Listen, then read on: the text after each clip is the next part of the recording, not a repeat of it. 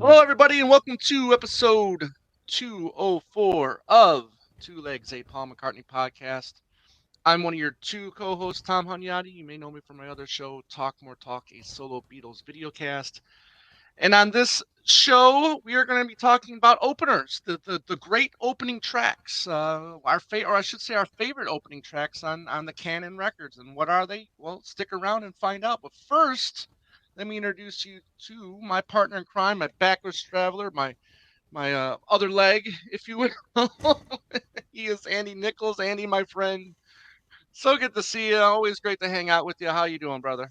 Good, Tom. Happy to be here again, and I like when we do the episodes where we numerate things and we rank things. People Right. seem to like those the best, and you came up with a good topic for today. And I'm well. I'm doing very well, and fresh off the heels of seeing Jon Anderson up close. That's right. That's right.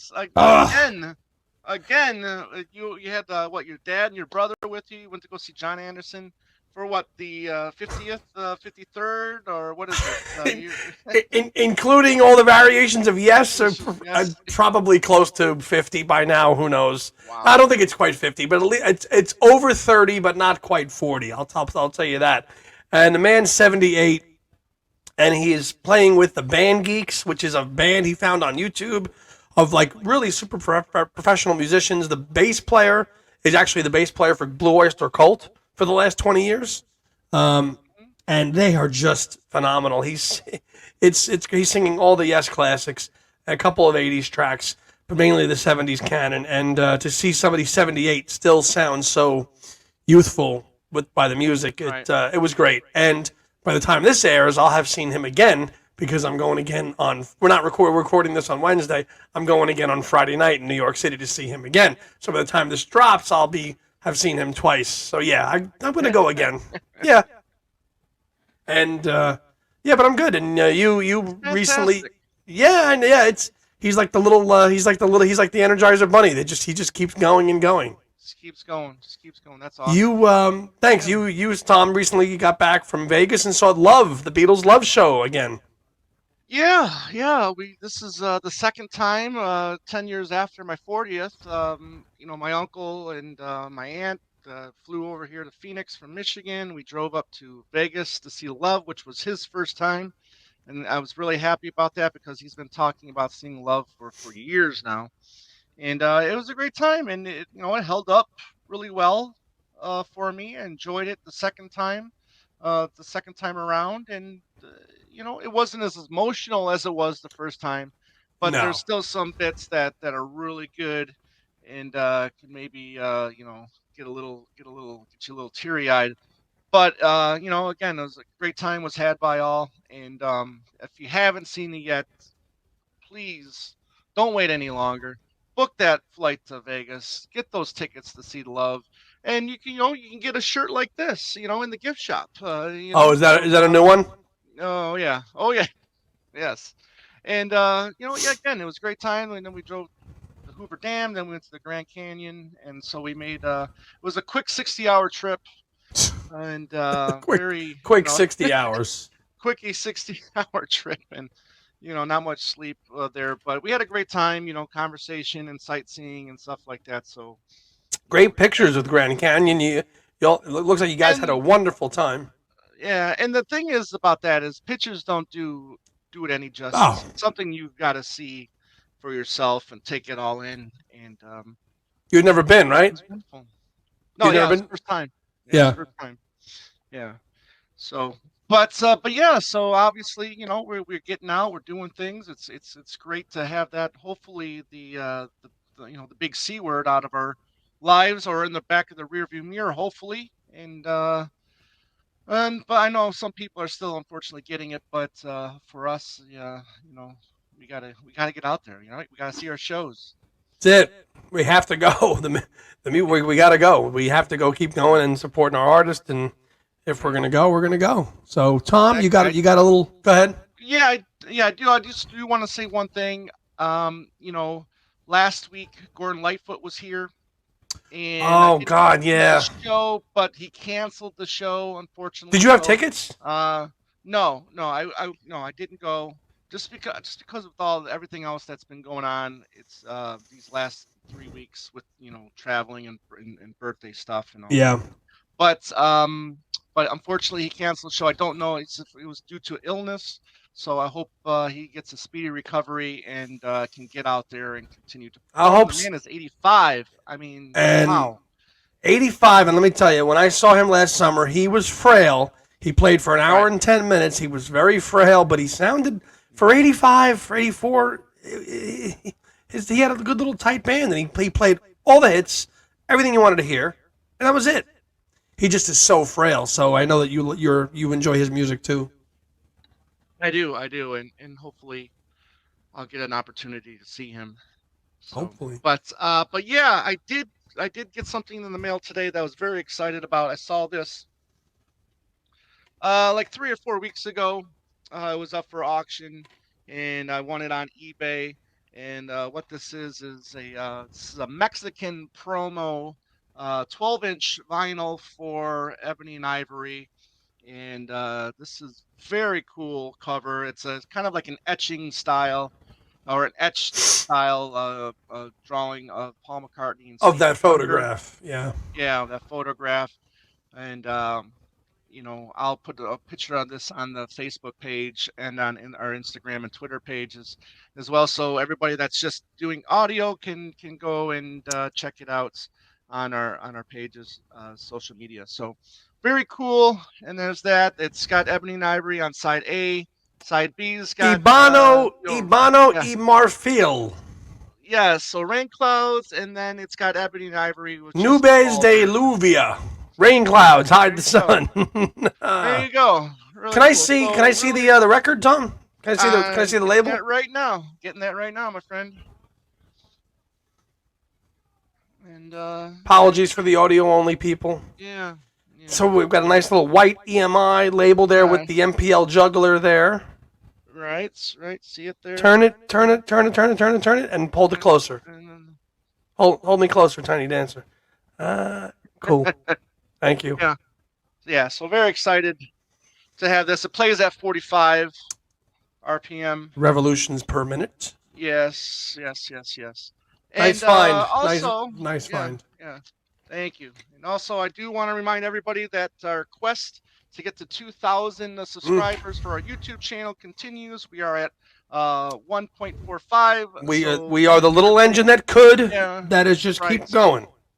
Right. Thank you for all the new subscribers coming in, and hopefully, if you're new and you're watching, hopefully you'll subscribe and join the family here, because I tell you, this has been wonderful since we've gotten on the YouTube and connected with so many people, and it's been great. So when we hit that 2,000 subscriber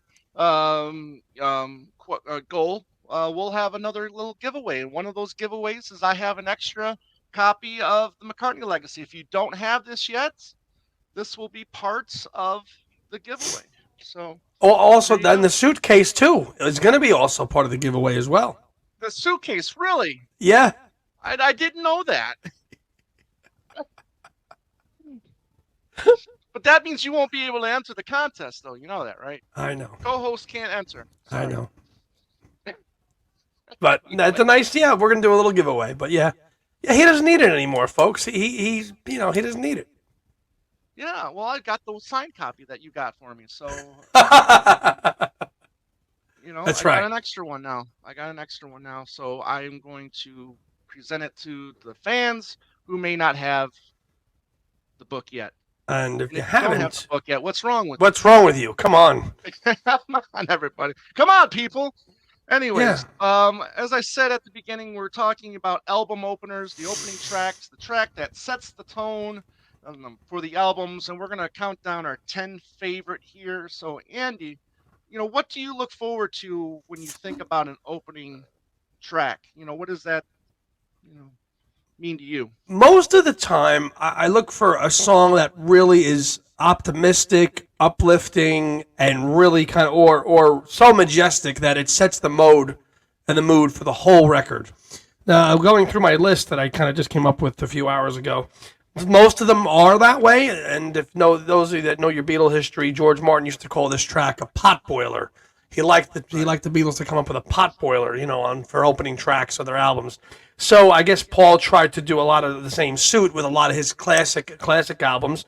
Most of his albums have really, for the most part, but some of them don't. But most of mine do generally favor that kind of optimism. But that's what I look forward. What about you? Not always, but I don't always look for that. But sometimes, most of the time, I do. Yeah.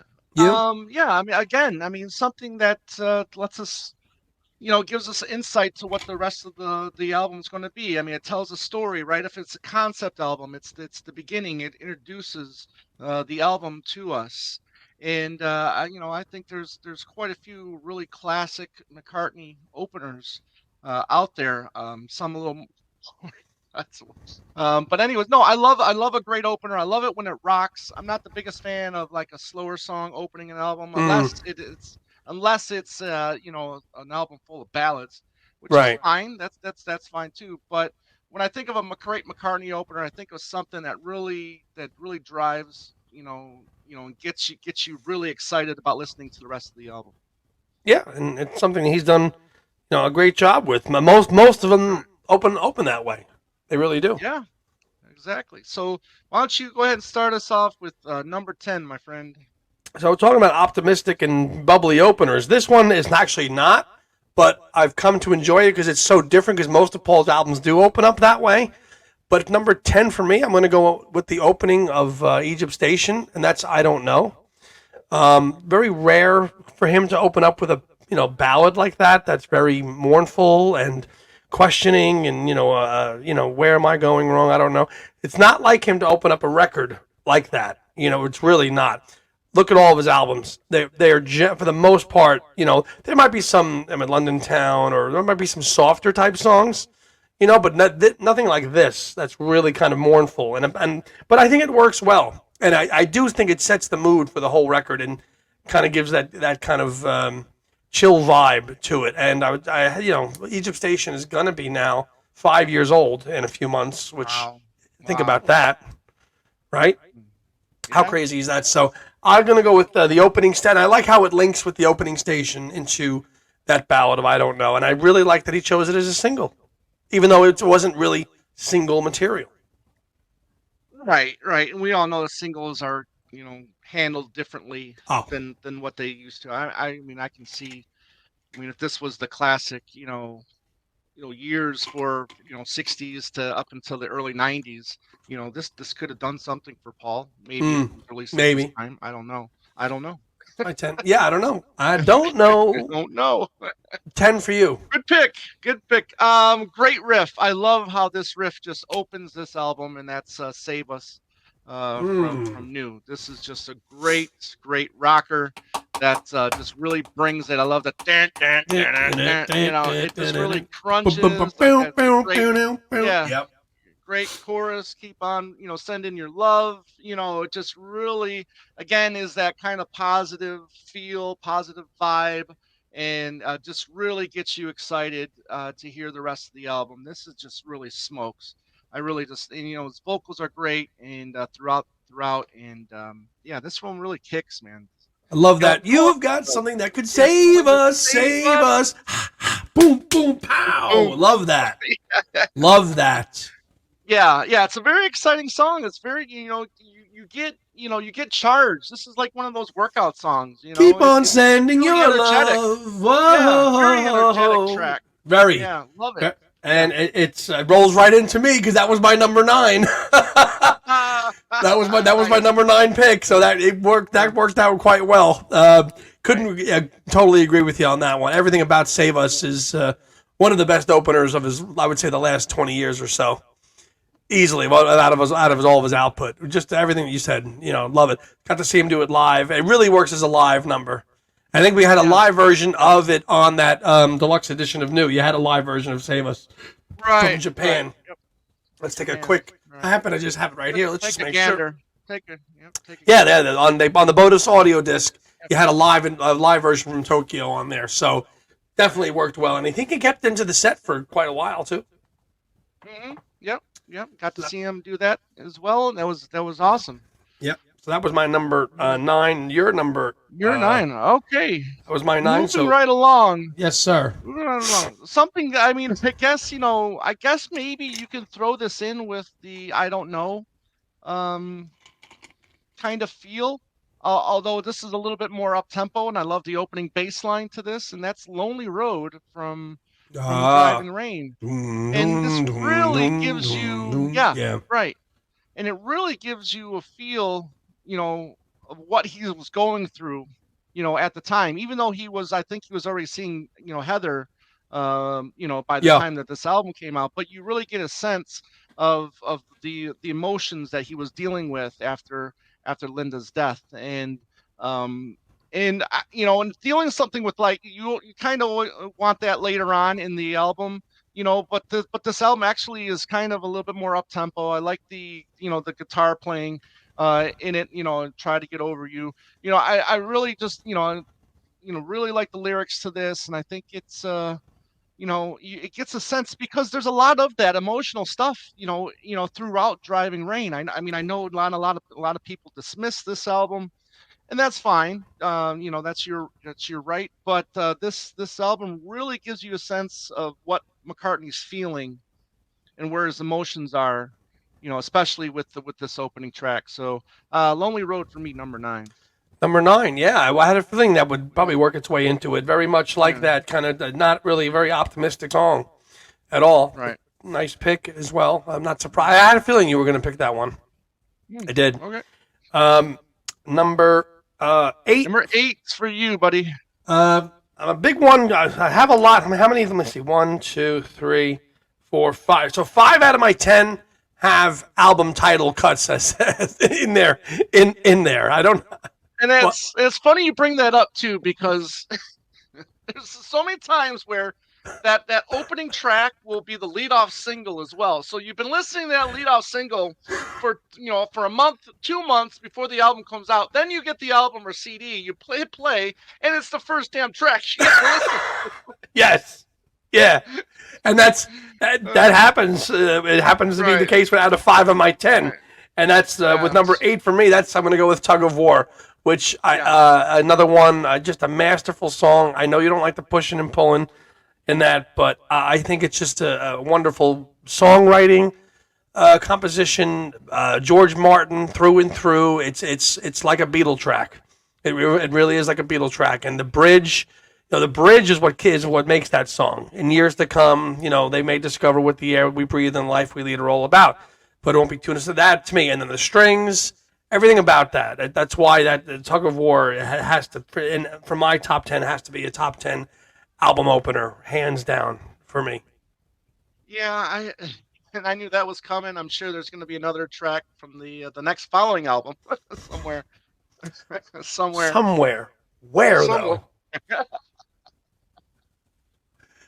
What? Yeah, and I thought about that song too, but for me, it just didn't make the cut, unfortunately. Because it's the Um, first. It's the first musical statement of John after John, and yeah, that John, holds I get it. significance alone. You Yeah, know, that's the okay, first. fair. That's the first thing you're hearing. And that's his statement. That's his statement, and it deserves. I think it needs to be recognized as such. Fair enough. Fair enough. 8 for me is the track that really shows what this band was going to be doing for the rest of its existence, and until McCartney 2, actually. And I'm going with Big Barn Bed from Red Rose Bow, Speedway. bow, bow, Exactly. bow, Love that bow, opening riff bow. again.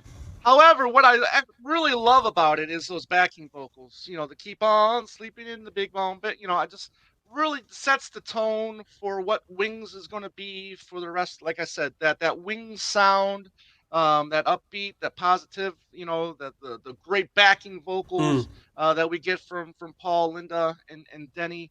And Denny and Linda mainly, but when sometimes Paul does join in, and in those backing vocals, and I just really, again in that song Kicks too. We don't get a It's lot of that on that album, but no, but it's a hell of an opener. Yeah, it's a hell of an opener, and they opened the James Paul McCartney special with that song as well. So he must have thought pretty highly of it to do that, and I think it's a really a great kick in the butt. Yeah, Good and way a to open the real album. hell of a live version that you got with that Wings Live Yeah. over Europe CD too. Uh huh. Kick, Yes. but a great album opener. Right. Not surprised I made it there. 7 for me. Seven. Gonna Yes. go over. We're gonna jump ahead about. Let's see. About almost 30 something years after Red Rose Speedway. We're going to go all the way up to 2005's Chaos and Creation with Fine Oh boy. Line.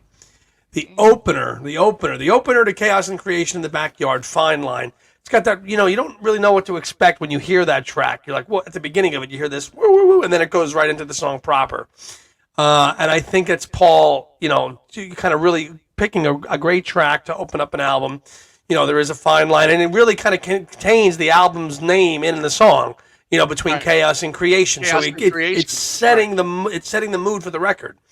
And I love everything through with the piano playing in it. Whatever is more important to you, dun, dun, Important to dun, dun, you. dun, dun, Yep. dun, dun. And then it just ends, and then the way it just abruptly ends. It's a fine line, dun, dun, dun, dun, dun. Perfect album opener, and one of the probably it's up there. I think I like it better than I don't know. That's why I had to put it at 7 in terms of And recent. I put it at 7 as well, my friend. Hey, we matched up again. Matched up again, and you're absolutely right. I mean, I just love his piano playing on this one. It's reminiscent of all the great piano rockers that he's done throughout his career, whether you're talking Lady Madonna, on and on and on. These piano rockers really kick it for me, and I like the come on back to To me. me, dun, It's dun, so dun, many. dun, dun. Yeah, Yeah, yeah. So many great lines in that one. I do love there's a fine line between chaos and creation. Great lyrics throughout this whole album. and he For plays all the instruments himself. self, yeah, yep. Yeah, no, Nigel really did a fine, job, producing this one and getting Paul off, get him off his ass and, Yeah, give him the encouragement to do something different. And he did. But this was a great opening rocker from Paul to start off Chaos and Creation in the Backyard. not So surprised we matched up there either, brother. yeah, Good pick. yeah, Um, yeah. number 6 for me. Tom mentioned it a few songs ago. It makes its appearance, and that for me is Pipes of Peace, and it sits there at number 6. Yeah, you Right. knew it was going to be in this list, Yes. people. You Yes. knew it was going to be in this list. You all probably thought it would have been 1 or 2. It's not that high, trust me. But Right. I had to put Pipes of Peace in there. I'm a Right. sucker for that song. Everything about it, the beginning of it, again, Pipes of Peace, Tug of War. They both have this kind of ambient noise that start the track before they go into the Mhm. track. I like that about Pipes of Peace and Tug of War. And then the melody is just one of the best of all times. McCartney, he's just effortless when it comes to doing that stuff. And then getting the children's choir in it to sing on it as well. It's just a song about peace. And Yeah. it's got that Christmassy vibe to it. Yes. Um, and you hear the kids singing Pipes of Peace all through it, and then it comes and cycles all the way back. You've got the tabla, you have the use of the tabla in it, Yes. which is Yes. great, and it Yes. cycles back to the way the song ends, the way the song begins, which is why I think that's one of the Mhm. strongest examples of songwriting he's done and arrangement. So Pipes of Peace 6. Okay. I do again. It just missed my list. Hearing you talk about it, yeah, I'm very positive about that song too. I think it's great. It's kind of almost in a way, his Imagine. That's a Uh, great analogy. yeah, in a way. But yeah, the tabla, everything about that song cooks. But unfortunately, didn't make my list. And I can't wait to see who has it on their list. So again, in the comment section, let us know what you think, about that pick and if it's in your list. 6 for me. Again, kind of sets the tone for the album. A lot different from the single version, and we're talking about Coming Up from McCartney 2. Ah, Really, yeah, really dig I'm one of the ones that prefer the studio version over the live version. But I'm not saying the live version is bad because that's awesome as well. I Yeah. just kind of like prefer the studio version. And again, it's fun. You get so a lot of weird stuff going on in there, music wise, technically wise, and I love how he plays around his vocals. In that, again, it's just a simple love song that he just has a lot of fun with experimenting, and I just think it's a good way to start McCartney too. I mean, some people might say that this is the only good thing about McCartney too, They might. you know, They might. but they might, but give it a chance, and maybe you'll come to appreciate Because it. it was so different. It was such a different Yeah, sound for him. That's why there's no surprise that John Lennon liked that because he was like, "Oh, that's Paul being a little bit different." So he goes, "Forget the live version. I like the one where he sounded all weird." And that's yeah. yeah, It's different, but has the same McCartney themes. It's love. And yeah. love is all you need. But But it comes across in a totally different way. totally different way that you're not used to, and it makes it interesting. It makes a McCartney ballad, a simple McCartney ballad see it sound a lot more interesting than what it Funky. probably I'd is. say in a Yeah, funky way. right, right. Yeah, I agree. And what was going on there in 1979 up there in Scotland. But he was all by himself. So Something was coming up. yes, it was. Five for me. Five for me is, and I'm sure Tom's got it. I would think Tom has this on his list because it's such an iconic album opener, and that's going to be Too Many People from Ram at number five for me. Talk about setting the mood. This is his opening shot at John and Yoko. That's thinly veiled in the lyrics, and but it wasn't all of Ram, even though John thought it was all of Ram. But this one song, Too Many People, set John and triggered John to think that every little lyric in Ram was all about him, even though this one was about John and Yoko. And Right. I don't think it's. I think it's. I think it's a wonderful piece of production in terms of Paul and Linda. I mean, obviously, all of Ram was jointly done by them, but and you can hear her a lot on it. The double play on words. Piece of cake or Right. piss off cake. Yep. He was very slick about that. He really Right. was. And then the whole, that was your first mistake. You're listening to that as a Beatle fan in 1971. You're going, that was your first mistake. You took your low-key break. Wow, this is like some deep stuff. But then of course it rocks out of like it does, and jamming and all those great session players that were on Ram, McCracken and Spinoza. They do an awesome job on it. But it's got a little bit of that McCartney, edge to it, where he's trying to be sweet but also be a little salty at the same time. So yeah, Mm, it's Too Many People, easily top five. gotcha. Um, Five for me is the first of my, um, title as the same title as the album, the title track, if you will, and it's my favorite song on this album. Or I believe I think this is I hopefully I think I picked this as my favorite on the album. That's Off the Ground. I really love Whoa! Off the Ground. The song Off the Ground. I think it's and again it's a good. I think it's a good opener, and I love the single when it came out. Really got me excited about the record, even though it wasn't the first single. Um, No, but no, but I think it might have been the first single here. It wasn't Hope of Deliverance. I think Hope, the first single, but Hope, Deliverance yeah. was. But was it the you? But it was a European single, right? Or It was it? was. It wasn't here. Yeah. So maybe Off the Ground. I got to go back and check that. However, I love the Robbie McIntosh's kind of slide guitar playing through that, and I love his kind of Paul's falsetto vocals on this one, and I love the Off the Ground la la la la la la. La, la, la, la, Very la, la, la. reminiscent. Yeah, very reminiscent of the OOOs from My Love. Yeah. Very singable track, very approachable track. I mean, it's good. I think it's a great opener for that album, and unfortunately, the rest of it. didn't do Didn't do too you know much. Wow. too much I'm for surprised. I'm really me, surprised that anyways. made the cut. I'm really surprised that made your cut. Yeah, And no, yeah, I was thinking about putting it higher in the list, like 9 or 10, but just thinking about this track, and just going out and singing it in my head and how infectious it is for me just to go back and sing the song. And I was just playing that copy of Off the Ground that I got at the fest, and it just felt so good hearing that song.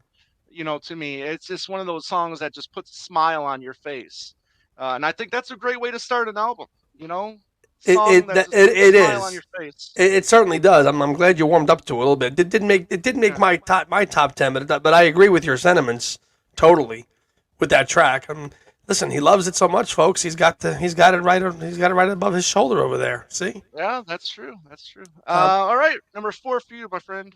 4 for me. Album track title time again, and we're gonna go with 1978 and London Town at number I 4. knew. I was just like, where's he gonna put it? Yeah. Melodic, simple, ballady, folky, whatever you want to call it. It's not a rocker, but most of London Town is not, bar one or two tracks. And talk about you look at the album cover of London Town. It's gray. You listen to that track, and between the album cover, the artwork, the design, that track, you're instantly transported to like London when you hear that song. Someone somewhere has to know. I love. I could listen to it all day. Right. It's again, it's a little different. It's not a rocker. It's not a big barn bed. It's not a Venus. It's not a Save Us. It's not a Fine Line. But it's for 1978. Paul, right, really kind of just low key. I've loved it. I like that. Walking down the sidewalk on you really hear Paul and Linda and Denny's backing vocals, shine a lot on London Town, especially towards the end. And again, ending the song the way it begins. Silver rain, and I love that the usage of the word silver rain was falling down.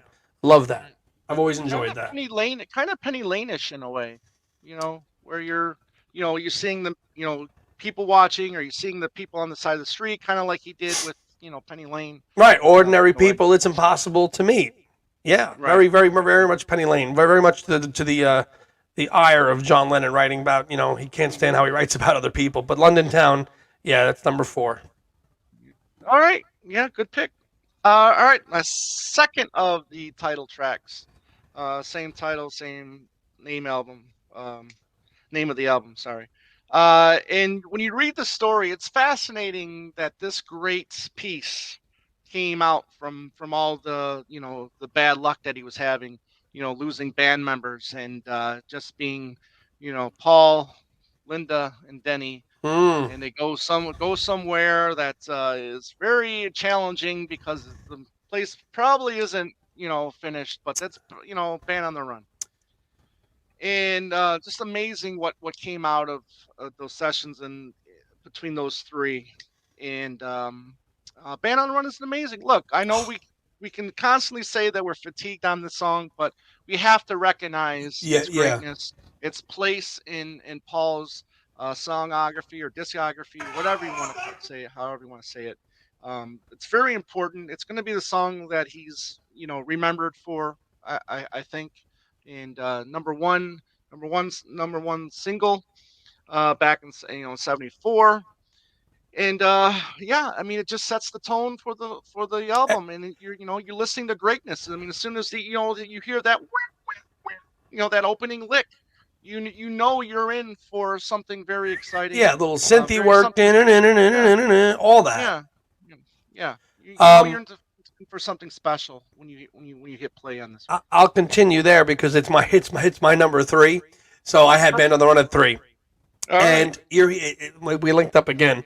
You're hearing, it's like it's this is like his what they were waiting for with McCartney when they wanted to hear Right. Abbey Road again. They had to wait Hmm. until December of '73 with Band on the Run. They got it. Why? Because you're hearing multi-part suites in one song. Stuck inside these four walls, and then boom, then it goes Right. to something else. If I ever get out of here, and then boom, rain exploded with a mighty crash, and then boom, now you're right into the meat and potatoes of the song and the chorus, and that's what resonates, and that's why it's such a huge, success. Even if it's even for a single at close to 5 minutes, I think it was the running time of that. But that's what people wanted from McCartney in 1970, and it took him a while to build back up to that. But he had to do it his own way, and boy, did he do it with Band on the Run. I know you can say you were fatigued, but like you just said, it doesn't really matter. You have to recognize its greatness where it is, even though we might be sick to death of it, but it's what he's going to be remembered for, and it absolutely has to be one of the iconic album. It's one of the best recognized albums of the '70s. The album cover, everything about it. So it has to be. And you have to give credit to Jeff Emmerich as well, who's the engineer, who won a Grammy for his work on this album, and well deserved. Even though he didn't want to go there. Right. He did not want to go to. He did not want to go to Lagos and have to do it. Right. But, he did. Right. He did. Yeah, and it's really nice because the McCartney Legacy book really ends with the end of Band on the Run, and how quickly that was done. And I always thought that was such a bigger, longer thing in terms of the making of the album, but compared to Red Rose Speedway, it was nothing. Right. Yes. Yes. Red Rose Speedway was done over the course of basically 2 years, a year and a half, all of '72 and a little bit of '73, whereas Band on the Run was just basically, the summer of '73. They came back and finished it up in the fall of '73, and that was it, done. But I can't fault you there, brother. What do you got? Well, my number 3. Very exciting time for me, being introduced to the Beatles and just getting into them in the '87. Around '87, really getting into them in '88, and then '89. You get a song that is very Beatlish. Great way to open up an comeback album. That's My Brave Face, which unfortunately didn't do as well single wise as it should have.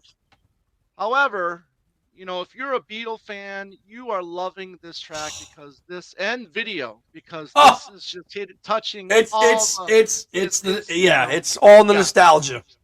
Nostalgia, thank you. Perfect word for the song "My Brave Face." It's just great, the collaboration between him and Elvis Costello really just gave him the jolt that he needed, and for this, I don't know if you want to say comeback, but listen, he wasn't. Well, it wasn't a comeback, but it was considered then. But I mean, after a couple of years there, yeah. Right. Yeah. So, but anyways, lyrically, this is great stuff. You guys know the words to this song. I mean, it's just great. I love the opening. My brave.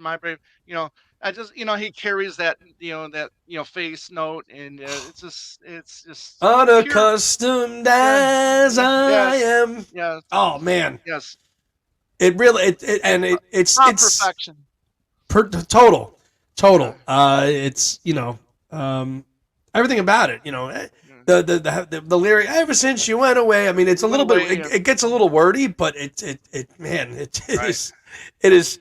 It's so good, and I think you got to give Elvis a lot of credit for that track. I think you do. Yeah. As I throw away another, TV dinner from the table I set for 2. I mean, exactly. Take me to that place. Hey, there you go. Yeah. Very Beatlish. Very Beatlish. That was your 3, brother? Yeah, that was my 3. Go ahead. I thought that would be a little bit higher. I'm gonna be honest. No. Okay. Well, let me hear 2 and 1, maybe. 2 for me. I'm gonna go with. I gotta go with this one. It's another album title track. I have to go with it. Venus and Mars Rock Show. Yep. Gotta do it. I'm not sure. I don't know if yours is. I don't know if yours is that. Is that your 2? Maybe. Yeah. Venus and Mars Rock Show. The full album version, not the single edit, as presented on the album. Talk about thematic concept albums. You look at again the album artwork, which you look at it with the red and the yellow and the black. It's totally, you put that on, and the Venus and Mars, you're thinking of planets and everything, and it was just so wonderfully designed and conceptualized. Opening up, sitting in the stands of a sports arena, waiting for the show to begin. You're like, oh man, this could really work as a live number. And then of course he opens up with it on the tour.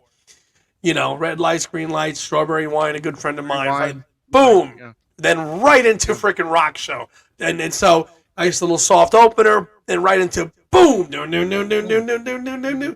Right. What's that man holding in his hand? Looks, and that is just, yeah, that is just, that kicks. And I mean, the live version of Wings Over America is great too, but the studio one on Venus and Mars is great too, because then you get Right. that little nice little outro that you don't get on anything live. That's right. Yeah. Right. That little kind of coda. We going straight. Right. You get the little coda fade out, which goes right into Right. lovely into Love and Song. But the key changes, the lights go down, they're back in town, Back in okay. town, LA. Right.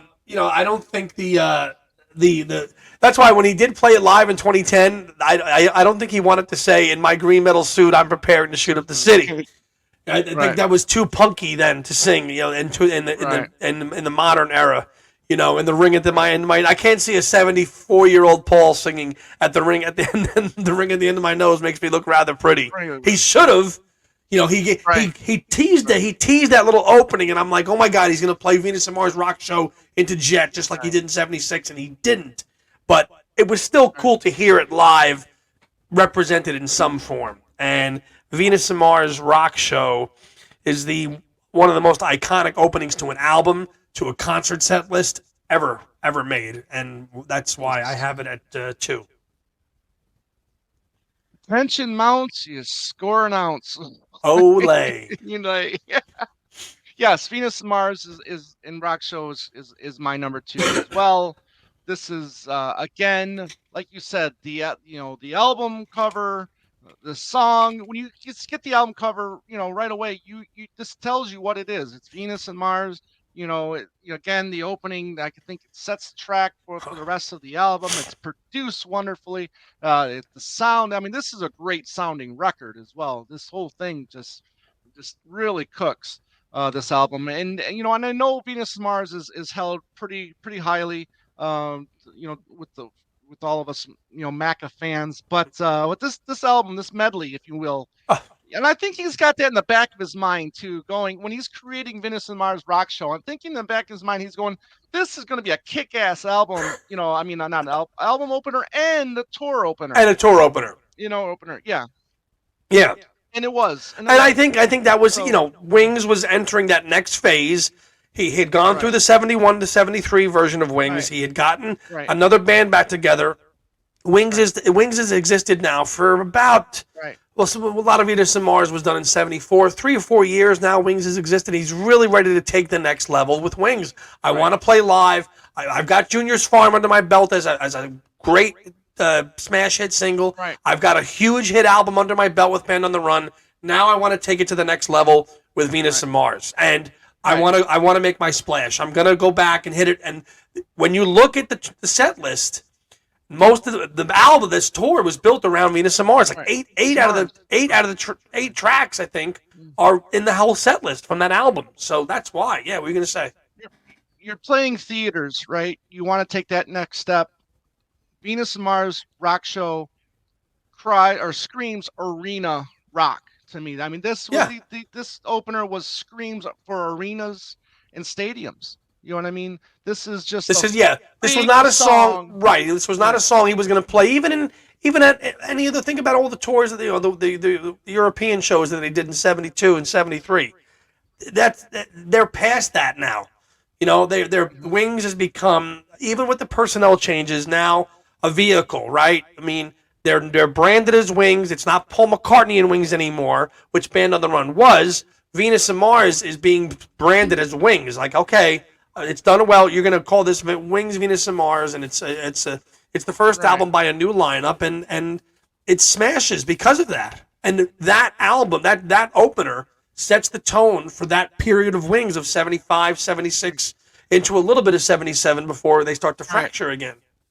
Think about it, though. I mean, when Wildlife comes out, what do? They put a hype sticker, or they call it Wings, right? Yep. And then we know from there that he had to go to Paul McCartney and Wings, okay? Venus and Mars comes out, what do? They put another sticker on there with Wings, and thankfully they were able to, grow with Wings. People know what Wings is now. Yeah. The success of Band on the Run. So he was able to finally get it to where it's a band now. I mean, it's a, yes, it's a band. Yeah, I know people go back and forth about whether or not they're a band or not. They're a band, That and is the finally most, able in my like, opinion, that is the most complete band album that Wings as a band did. I know Speed of Sound is a little more democratic in terms of the other people having tracks on it, but thematically, structurally, band participation, singing, I three think, different vocalists. You still got three different vocalists on Venus and Mars. right. I think Venus and Mars succeeds as the most complete package of a being branded as a band. Even better than Speed of Sound. Certainly better than Retro Speedway. Obviously better than Band on the Run. Obviously better than. And I mean, Back to the Egg. Yes, that's a band thing, but it was the last. It was the last gasp, really. Maybe Venus and Mars and Back to the Egg could kind of play, second fiddle with each other because that was another conceptual album made by a really good, a tight band, and I could see Back to the Egg being like a second cousin to Venus and Mars, but definitely more so than London Town and Speed of Sound, Right. easily. Okay. Fair enough. All right, Andy. Let's get to the number ones, buddy. What do you got? You already Number mentioned one. it, and you summed it up so great, and that's from Flowers in the Dirt, My Brave Face. That is the one that takes me back to my childhood and puts me back in my happy place with the video, the album, the first song on the track the first song on the album. It was, to me, it was like a Beatles song. Everything about it, you so wonderfully described it. It's interesting to hear how the song grew when you hear now the demos and how I do think the album, the version that's on the album is the best version of it. I know there was like a faster version of it that him and Elvis did. Right. But everything about it, I love that part in the documentary where Paul just says, take me to that place. He goes, that's just really, that's me and John. That's just, and that's in it, and it is. And it's okay for me, as much as it is a good song. I like it as much because it's Paul. This is the song where Paul was like, I'm okay with my Beatle past. I'm okay with it. I'm going to embrace it, and I'm going to this is how I'm going to go out as my legacy. This is his When We Was Fab. Exactly. Or, yeah. It's Fab. right. It's him being okay with it after dealing with it for so many years, or close to 20 years of having to deal with it in the wake of the Beatles breakup, in the wake of John's death, in the wake of his kind of commercial slump there in the mid 80s, to now say, okay, I'm okay with this, and I'm going to open up a fresh album with a new band, and I'm going to call it My Brave Face. And I think even calling it My Brave Face is a pretty bold statement as well. I'm calling it My Brave Face because of what I've been through, and I think that also goes into it a little bit too. And it's one of those songs that unfortunately died after the tour, and we never heard it live again, sadly. Yeah. But yeah, And this should be a mainstay in his set list, in my opinion. This is just purely a for the song Costello yeah, connection. right. Yeah. But that's I can see this song being a hit, in any of his tours since, yeah. whether you're talking 2000s, 2010s, this should be a mainstay. It should have been. It really should have been. But that's my number one. What do you got, partner? All right. Well, you talked about it earlier, and I'm going with the opening to Ram. Too many people. There's a lot to say, about this song. I mean, we've already said it, multiple times on this show. But yeah, I love the opening. I love the drums. Yep. The opening drums to it, and then he just comes out and just starts belting, too many people, and it's funny because we gotta say, because maybe he is now, preaching practices these days, but hey, listen, back then, he thought other people were doing it, and he wanted to, voice Yeah, it. two other people. Yeah, two other people in So, particular. right, yes, true, but as we know that he didn't stop, or I shouldn't say that, but anyways, this track is great. It's it's a great vocal. It's a good kickoff track because it is it's acoustic heavy, right? Mm. This album, and I think this is a great way to. I love to open the album. It's just a hard acoustic rocker, And then a it really heavies it up. rocking outro that just kind of just Right. goes out. Yeah. Doo, doo, doo, doo, doo, doo, doo. Yep. Yeah. It's yeah.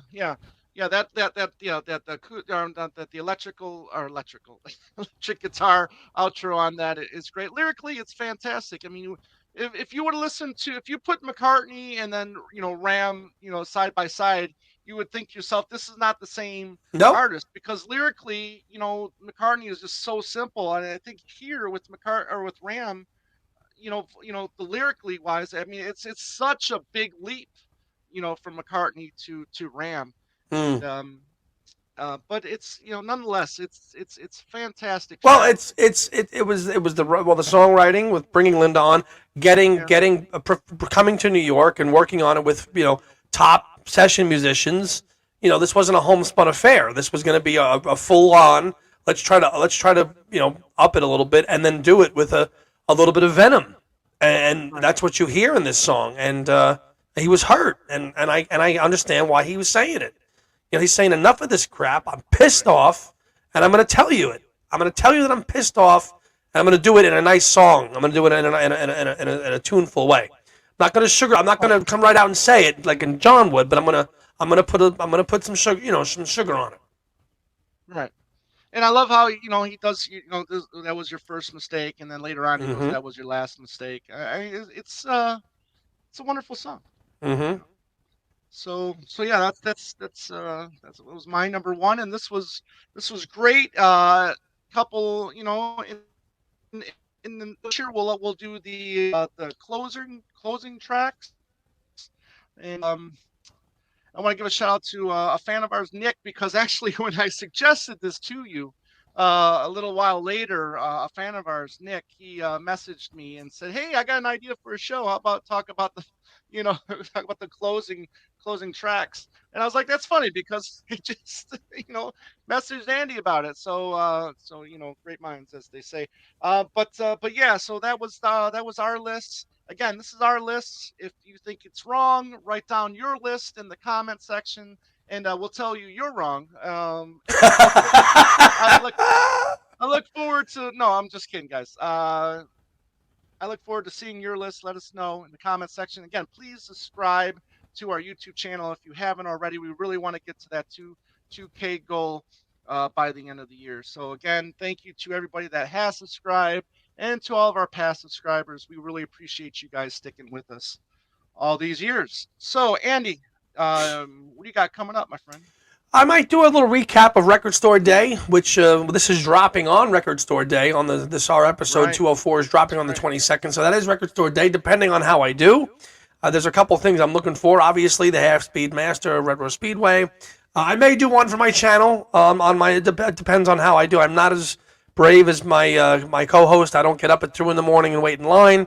But if I have anything to grab, that I'll share it on there as well. Possibly another review. I might do a review of the Anderson concert as well, because I'll have seen that as well the second time to do that. But that's pretty much it for me with my own stuff. Okay. And what Cool. about you? And Talk Yeah. More Talk, I know, was on a little hiatus. Not Yeah, long. little hiatus. No, we'll be back on May 1st, and we're going to be doing our own 50th anniversary of Red Rose Speedway, and that'll be a lot of fun. So make sure you reach us or find us on our Talk More Talk YouTube channel, and please subscribe to that as well. And that'll be coming, like I said, on May 1st.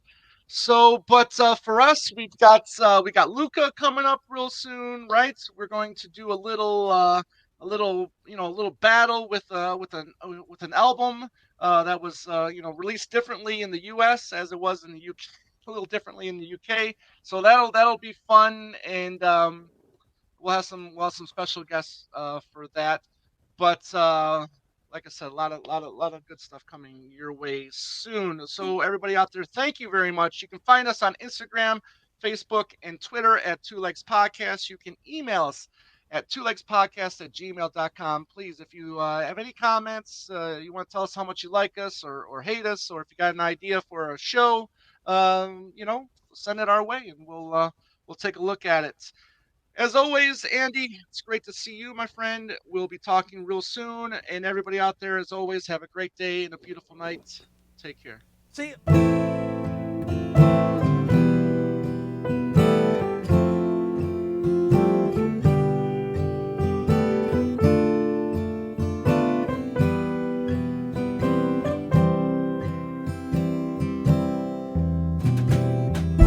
Listening to Two Legs, a Paul McCartney podcast, hosted by Tom Hunyadi and Andy Nichols, with musical contributions by Dylan